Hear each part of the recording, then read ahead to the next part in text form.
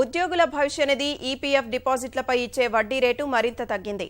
2016-17 ఆర్థిక సంవత్సరంలో 8.65% వడ్డీ మాత్రమే ఇవ్వాలని ఈపీఎఫ్ఓకు సంబంధించి అత్యున్నత నిర్ణాయక మండలైన కేంద్ర ధర్మకర్తల బోర్డు నిర్ణయించింది.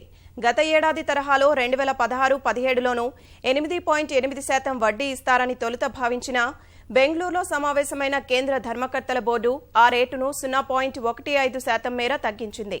పీపీఎఫ్ వంటి ఇతర చిన్న మొత్తాల పొదుపు పథకాలకు సమానంగా ఈపీఎఫ్ డిపాజిట్లపై వడ్డీ రేట్లు తగ్గించాలని కేంద్ర ఆర్థిక శాఖ ఒత్తిడి తెస్తుండగా ఉద్యోగుల భవిష్య నిధి సంస్థ అందుకు అనుగుణంగా ఈ నిర్ణయం తీసుకున్నట్లు తెలిపింది.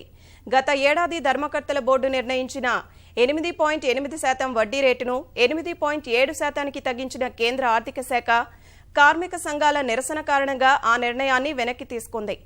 మరోమారు అలాంటి ఇబ్బందికర పరిస్థితులు తలెత్తకుండా చూసేందుకు ప్రయత్నిస్తున్నట్లు కార్మిక శాఖ వర్గాలు చెప్పినా చివరకు ఈపీఎఫ్ డిపాజిట్లపై వడ్డీ రేట్లను తగ్గిస్తూ కేంద్ర ధర్మకర్తల బోర్డు నిర్ణయం తీసుకుంది.